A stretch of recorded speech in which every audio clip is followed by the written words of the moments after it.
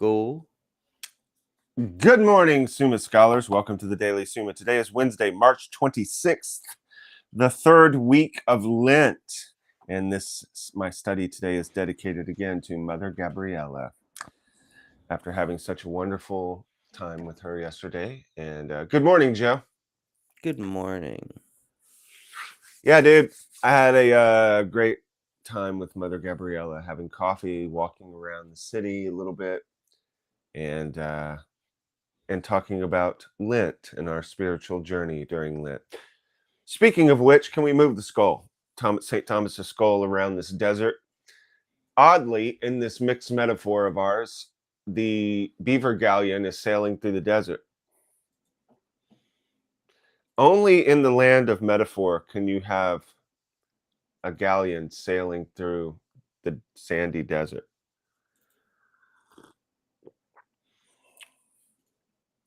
You know what I'm saying, Jeff?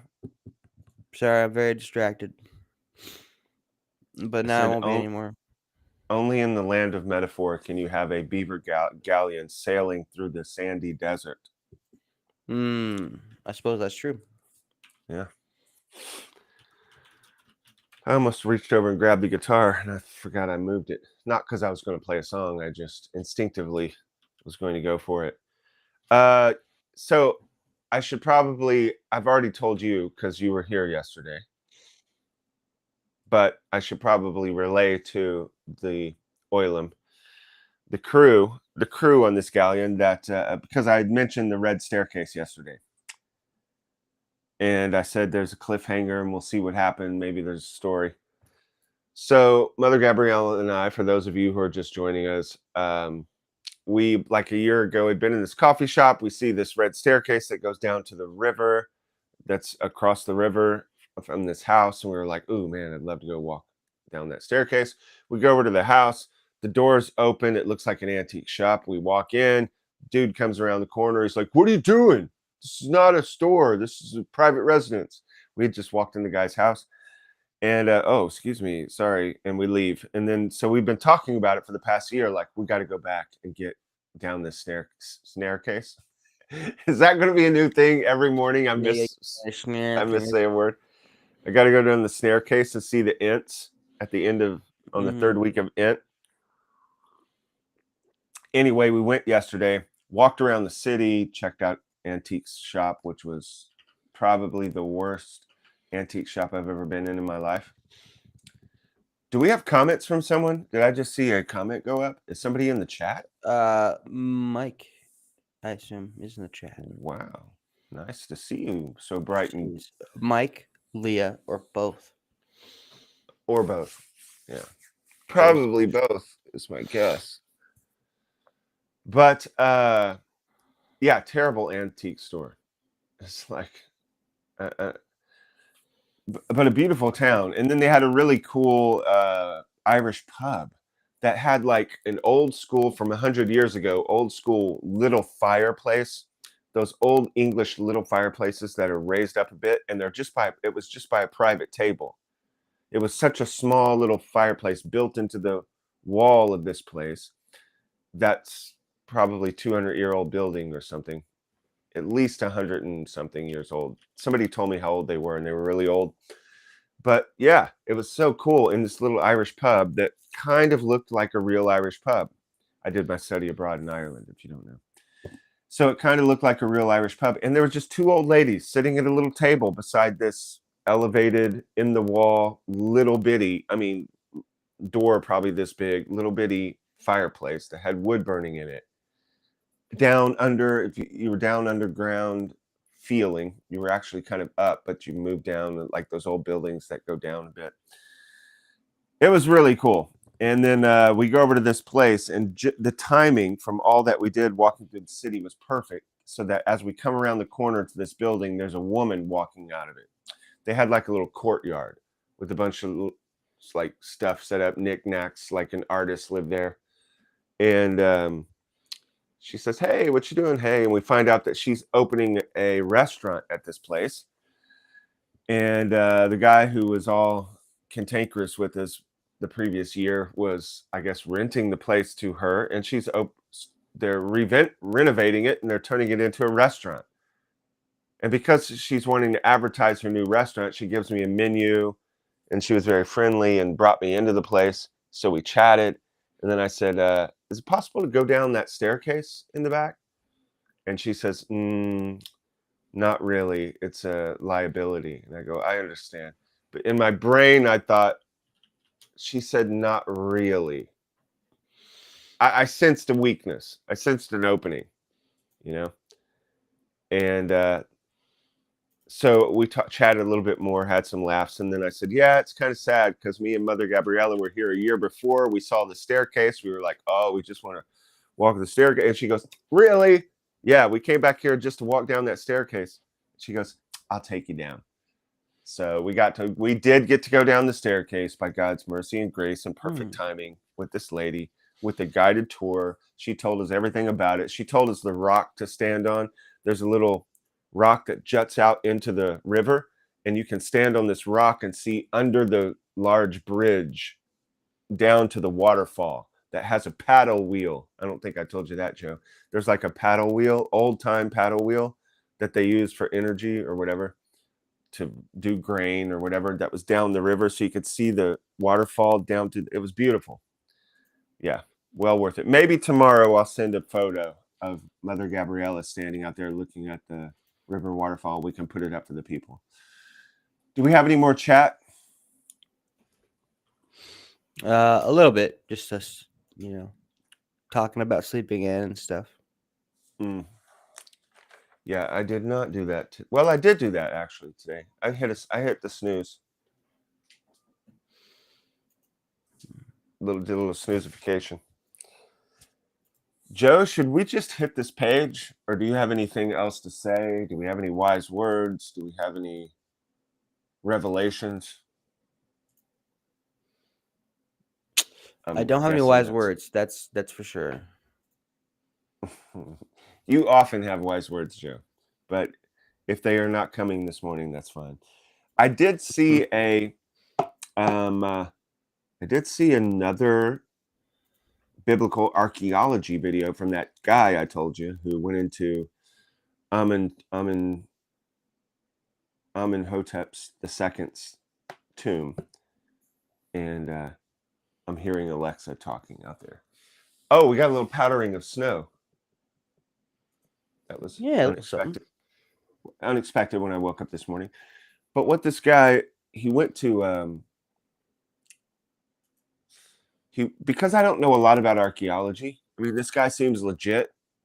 I've never heard him. It doesn't say like PhD, but as we know, the new thing that's happening nowadays, which is so cool, many of the private study people, and often on YouTube, these people who research and study on their own, because there's so much available to us online, so many books are online, you can go through the paywall and get into and read peer-reviewed journals and scientific articles by going through the paywall and paying to read them. So you can sit at home and essentially, if you are diligent, have an education tantamount to a lot of the universities. The only thing is, if you have a professor to guide you, you kind of know what the questions are. Just like with the Summa thing, you kind of know what the general thread is, and if you have to figure it out all yourself, you don't. But a lot of these guys, they're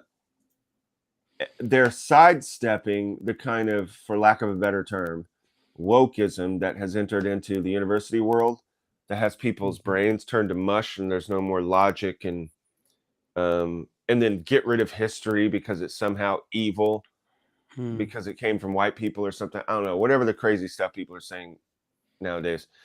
But these guys are just going out and studying. Like, forget all that. I'm not even going to bother with the university. I'm just going to go study. And a lot of them are coming up with some really great educational videos, some really well-informed and logical hypotheses.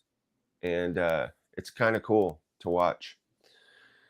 So I say all that to say, I don't know the level that this guy is. I know that he travels a great deal. I know that he goes to a lot of the archaeological sites. I know that he's friends with a lot of the people who are there digging. So you know, he's got his hand in the pie. He's got his head in the mix. But he showed a stone. This is so funny to me. There's a stone in Shechem, I think, and it says that Joshua, after coming into the promised land, I think set up a covenant stone in Shechem. And I think it says in the Chumash, the Pentateuch, that they set this large stone and then they covered it with plaster, I think it says, and then they wrote the words of the covenant in there. So that's it, the testimony. Like, here, you can go and look at this stone. Yes, you've made a covenant with God. Don't forget that. And of course, they forgot it. But and then later on, I think the book of Judges, I'm not sure, they turn that stone into a god. They're like, they start worshiping. These people wanted to worship some stones, bro. I mean, we don't understand it nowadays, but our ancestors, they had a, I was going to say something crass, which they say crass things in the Bible, but because of the delicate ears of people who may be watching, these people had a attention raised in themselves to worship some sticks and stones, man. Our ancestors loved to bow down to some rocks. So they get into the promised land and they see all the stuff, and Joshua sets the stone there, and they have the book of the covenant. And then later generations, though, are like, oh, okay, so this is the stone. Let's just worship the stone. You have to be like, no, honey, no, honey. That stone is pointing to something else that's invisible. That was a hard one to get through humanity's head. You got to grasp how funny that is. Like, we take things for granted now, but it took a long time for God and the prophets to get through our ancestors' heads. No, honey.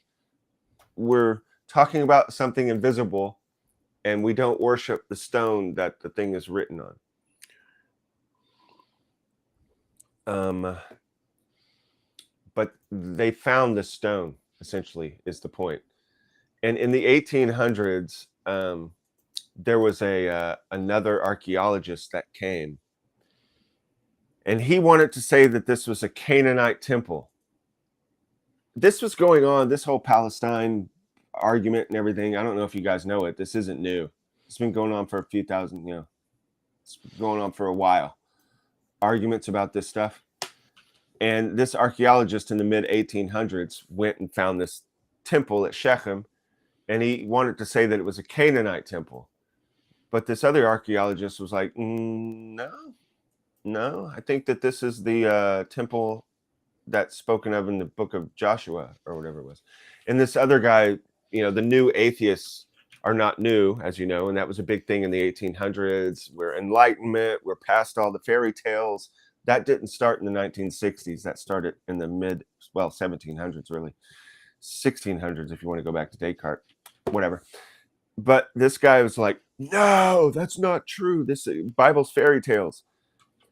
And he got ticked off because he thought that there was a watering trough in front of this temple. But this other archaeologist came and he found this large stone, and he kind of reasoned in his mind, wait a minute, this isn't a watering trough. This is where that stone goes. So he had his men pick it up and put it in, and it dropped in and fit perfect. So he was like, no, see, it's not a watering trough. This is that stone that's up as described in the scripture. And that other archaeologist came after that archaeologist left, and he had his men take that stone out and throw it over the cliff. That blows my mind. You have something, no matter who's right in this argument, no matter if it's Joshua's stone or no matter if it's just some Canaanite stone and the Israelites were never in this land and the Bible's a fairy tale, no matter which one's right, you don't take the archaeological find that all humanity shares in, the history of all of humanity and earth, and throw it over a cliff and break the thing. That just blows my mind. that probably wouldn't happen nowadays, but that just shows you how raw dogging they were back even in the 1800s, these scientists, so-called. I mean, they were scientists. I'm not saying they weren't. Go. Sorry, Daisy. You can't hang out with us today. Go lay down. That's why I don't let you out when you interrupt our stream. All right, come say hi to the people. Come here. Guys, you're about to see the dog. Remember we talked about the dog? I can't remember what I said about the dog earlier, yesterday or something. Daisy, say hi to everybody on the stream. She looked like a sea lion just then. Daisy, you're a good girl, but I need you to go lay down. We're doing this thing. See, this is St. Thomas. Here, guys, I'll show you. This is a visual. See how the dog can't understand? See how humans are different? For the dog, this is not food. This doesn't mean anything.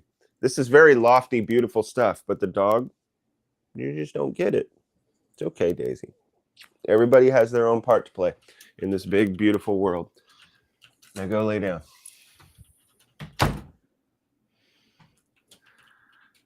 Yeah, crazy. Archaeologist throws a priceless relic over the cliff because he doesn't like the other dude's worldview, and that he figured out that it drops nicely into the watering trough. Astounding. Okay.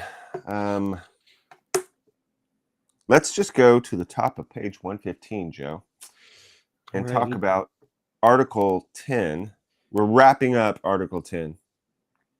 We started one objection yesterday. Article 10, whether those who see the essence of God see all they see in it at the same time. Such an interesting question. Okay, let's go to objection 2 from Ralph. Here we go. Further, Augustine says, God moves the spiritual creature according to time, i.e., by intelligence and affection, intellect and will. But the spiritual creature is the angel who sees God. Therefore, those who see God understand and are affected successively, for time means succession. Okay, Ralph. It's not bad, I guess. Let's see what Thomas has to say about it. Sed contra. Augustine says, our thoughts will not be unstable, going to and fro from one thing to another, but we shall see all we know at one glance. That's interesting, isn't it, Joe? Mm. We shall see all we know at one glance. Do you think that that's true, Joe? Do you agree with St. Thomas? I think in the absence of, brain cells, I'll go with Augustine and Thomas on this one. Yeah, I mean, that's the safest way. It's like we talked about with science.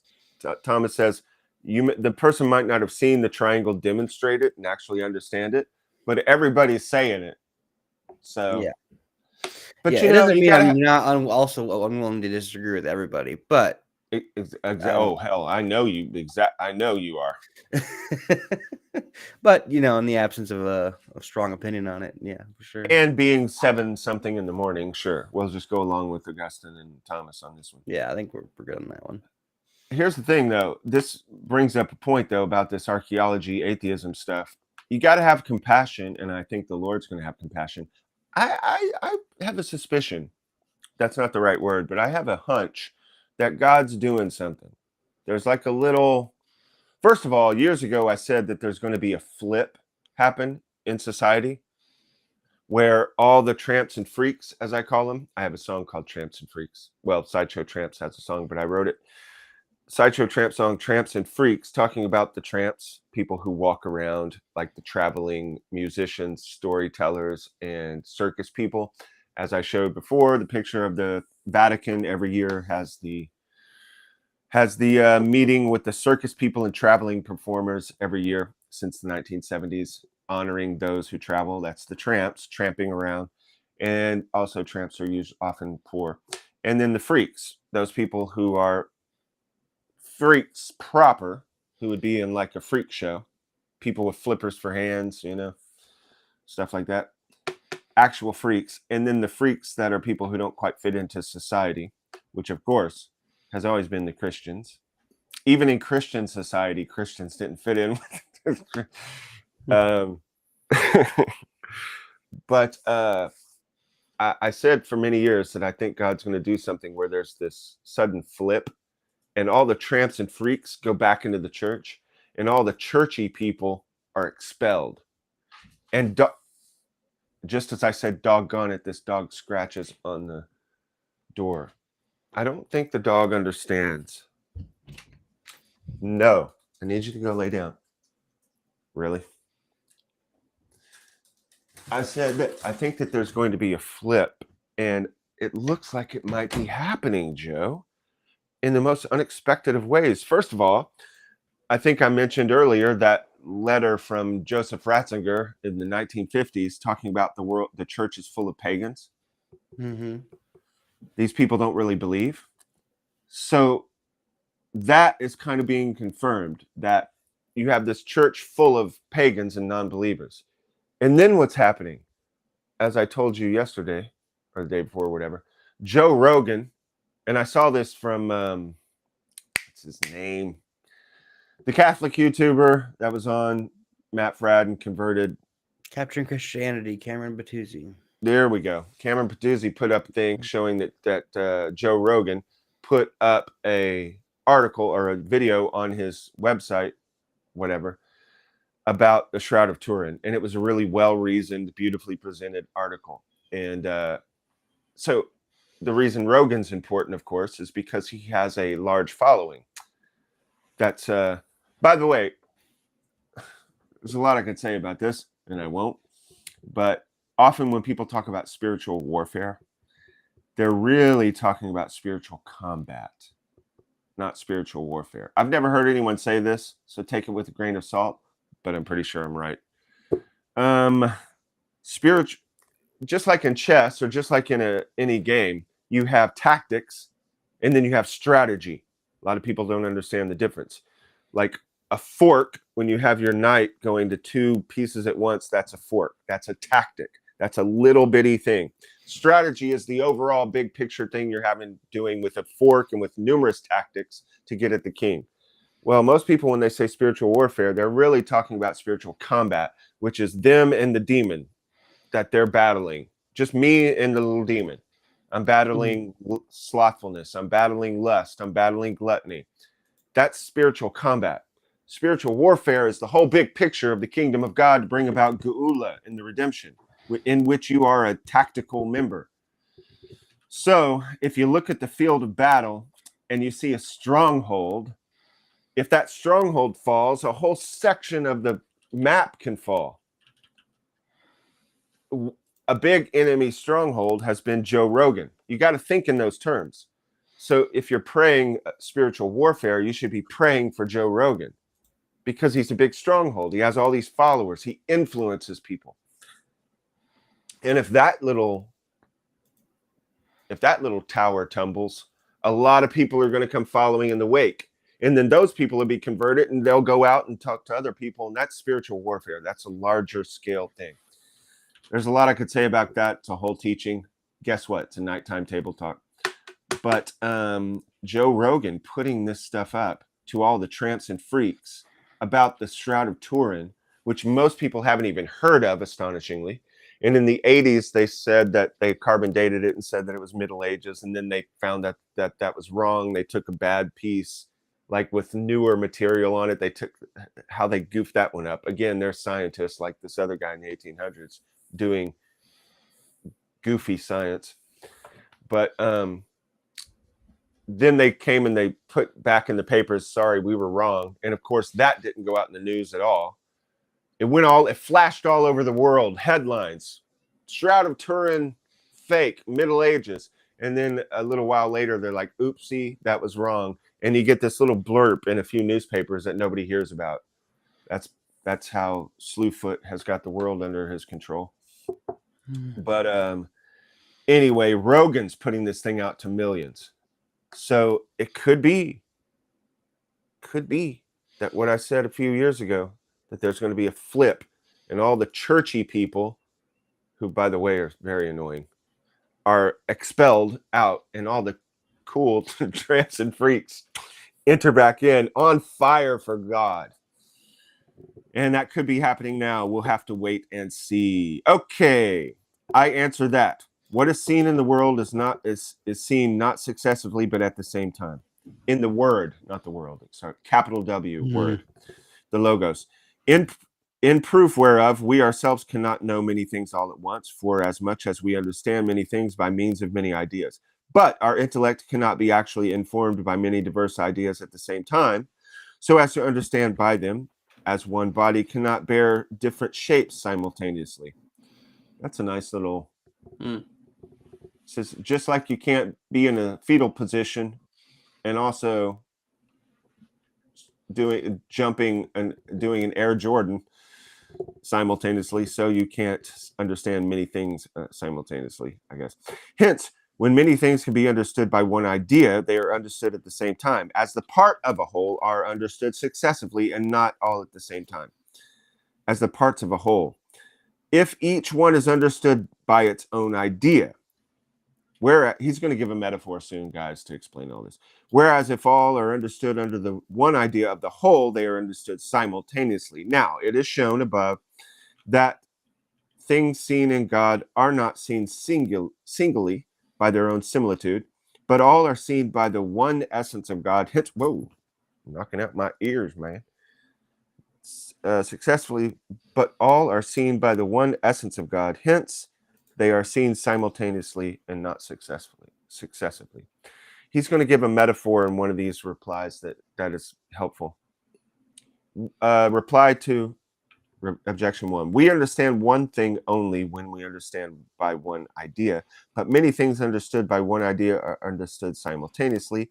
As in the idea of a man, we understand animal and rational. So you have rational and then you have animal, just like the dog looked at this page earlier and didn't know what the heck was going on. It just looks like nothing to the dog, but it's an animal. We also have an animal nature. The dog just wants treats, and so do I. The dog just wants to take a nap, and so do I. But we also have rational nature, and we understand those two things at once simultaneously when we think of man. And then he gives what I think is a better one. He says, and in the idea of a house, we understand the wall and the roof. Obviously, you can take that further. Let's go Beaver Galleon. When you say galleon, you immediately understand, as we had said previously, captain's quarters, door on the captain's quarters, keel hull, poop deck, mast. You understand all those things at once. Simultaneously, that's galleon. So Thomas is saying that you can have this vision, but it will be even more clear in the divine essence of all of these aspects of what is flowing forth from God in all the species and genera. I wonder if he would say it's by way of intuition. He did talk earlier about the knowledge not being super clear. It's like you don't know each little...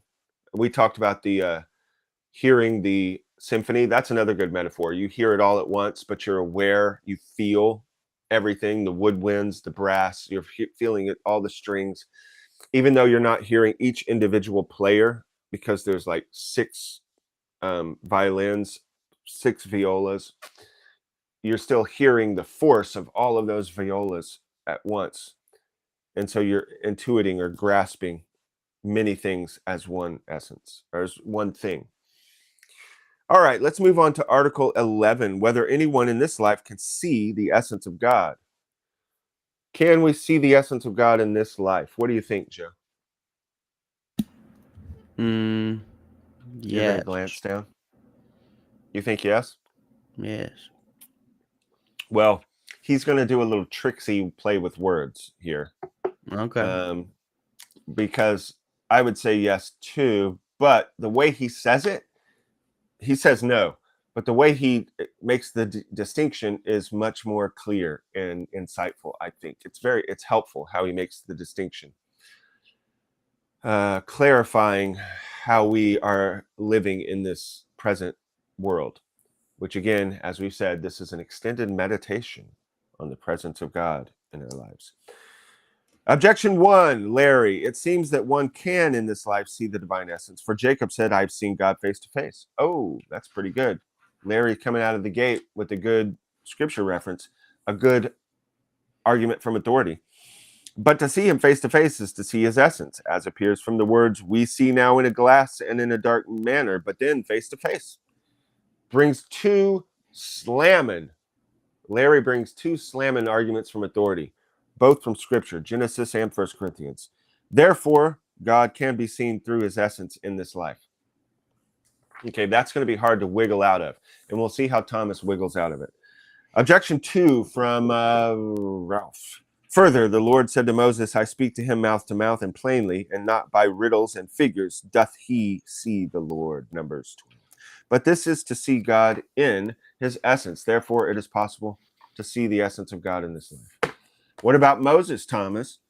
Objection 3, Shimon. Further, that wherein we know all things and whereby we judge of other things is known in itself to us. But even now we know all things in God. For Augustine says, if we both see that what you say is true, and we both see that what I say is true, where I ask, do we see this? Neither I in thee nor thou in me, but both of us in the very incommutable truth itself above our minds.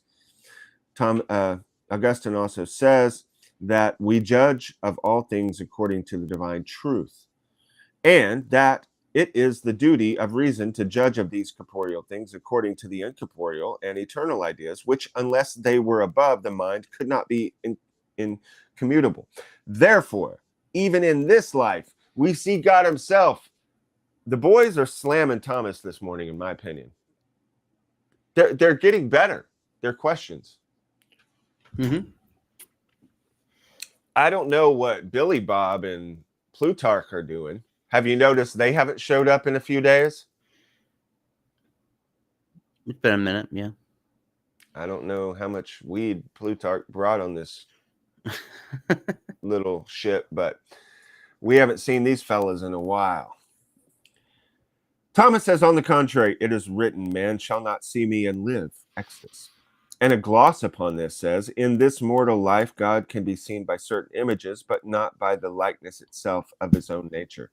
Interesting that Thomas refers to a gloss as an argument from authority.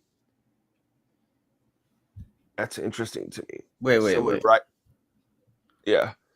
He's not talking about lip gloss. He's talking about a comment. Are you on the right page or am I on the wrong page? We're on page 116. Hold on. We turn the page. Whether anyone in this life can see the essence of God, we are on the said contrary, on the contrary part. Okay, there we go. Sorry. That's right.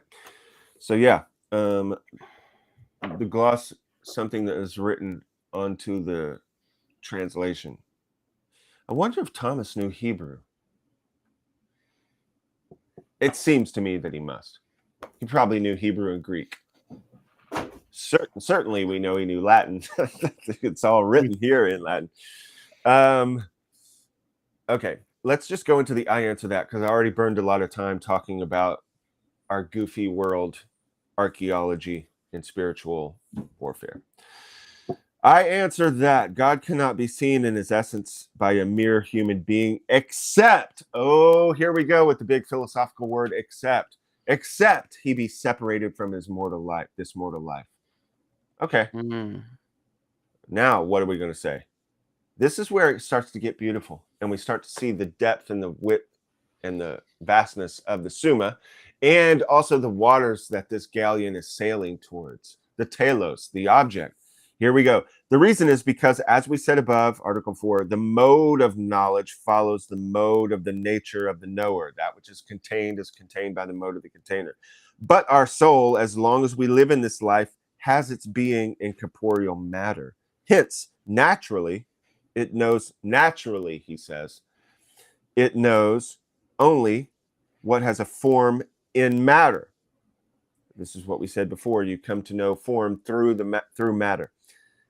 Hence, naturally, it knows only what has a form in matter, or what can be known by such a form. Now, it is evident that the divine essence cannot be known through the nature of material things, for it was shown above, Articles 2 and 9, that the knowledge of God by means of any created similitude is not the vision of his essence. Hence, it is impossible for the soul of man in this life to see the essence of God. This can be seen in the fact that the more our soul is abstracted from corporeal things, the more it is capable of receiving abstract, intelligible things. Hence, here we go. Thomas is taking us somewhere. Hence, in dreams and alienations of the bodily senses, divine revelations and foresight of future events are perceived more clearly. In alienations of the bodily senses and dreams, it is not possible, therefore, that the soul in this mortal life should be raised up by the supreme of intelligible objects, i.e., the divine essence. Okay, he's hinting at what he's going to say more clearly later on, I think, in a reply to the objection. But he's given us hints of it. The hints are being pulled from the bodily senses, alienations from the bodily senses, and using the word naturally. Hence, naturally, it knows only form and matter. So you might be able to see what he's going to refer to, especially if you start thinking, when I first started reading this, I thought, of course, of St. Paul. Because just a page or two ago, he had talked about St. Paul seeing the divine essence. Do you remember that, Joe? A little. Because the question was, the objectors were like, St. Paul must have had similitudes or something because he saw the divine essence, and then he came back and started making similitudes. And Thomas was like, he talked about the golden mountain, just like you can have the idea of gold and the idea of mountain, and then you can put them together in your head and say golden mountain. He was saying that whatever Paul saw when he went up to the third heaven, seventh heaven, whatever it calls, I can't remember. Whatever he saw, he comes back and he starts cobbling together similitudes, but he's not speaking of the exact thing he saw. So I was like, well, what about that, Thomas? But he's giving a hint of what he's going to say on the next page over here in regards to that we cannot see in this natural body the divine essence. So you can kind of see where he's going with that, and we'll talk about it tomorrow, how it's important to make these distinctions. Because in like coffee shop talk, someone will go, well, yeah, of course. I mean, of course, if this. But philosophers never go, of course. Philosophers have to have very precise and clear language so that there's not confusion, which we can see in our world. If you don't have precise language, there ends up being a great deal of confusion. Reply to objection 1. According to Dionysius, a man is said in the scripture to see God in the sense that certain figures are formed in the senses or imagination, according to some similitude represented in the part of the divinity, representing in part the divinity. So when Jacob says, I have seen God face to face, this does not mean the divine essence, but some figure representing God. Now, we can argue with St. Thomas about that. Like we could say the same thing about Jacob as he's going to say about St. Paul tomorrow in the next page. But it's neither. We can argue that all day long. Who knows? I would say that Jacob did see the essence, but who knows? Whatever. How did we do on time, Joe? 39 minutes. Astonishing. Joe, I hope you have a wonderful day. You know what I was curious about? Where do you park your new vehicle? At my house. In the driveway, in the front, in the street, in the garage. Well, I have 2 of them at the moment until I sell the other one. So they're both on the. And Andrew didn't pull into the garage because she was nervous, I think. So they're both, one's in the driveway and one's on the street. So is the game plan to have that SUV thing or whatever in the garage? No, there's no shot. Yeah, that's No what I was fit. wondering about. It was like that thing is not going to fit in there. No shot. That's why you were talking about you might be able to have more Yeah, I stuff can down set up more there. of a garage space for the hang, so The yeah, hang. The hang. exactly. I'll be sweet. I'm looking forward to the hang, my friend. But right now, I'm going to look forward to some dear friend of mine whom I love so brought me some pipe tobacco because I had run out. So I think I'm going to go I like partake that. of that. He's got to be a good guy. You assume so. Ladies and gentlemen, Summa Theologica, studying. Use your masculine mind to guide your feminine heart to meditate on these things so that you can have a beautiful dance of love with your beloved, who is none other than the King of the universe. This is All Straw, everybody. Pray, meditate. See you tomorrow. Bye.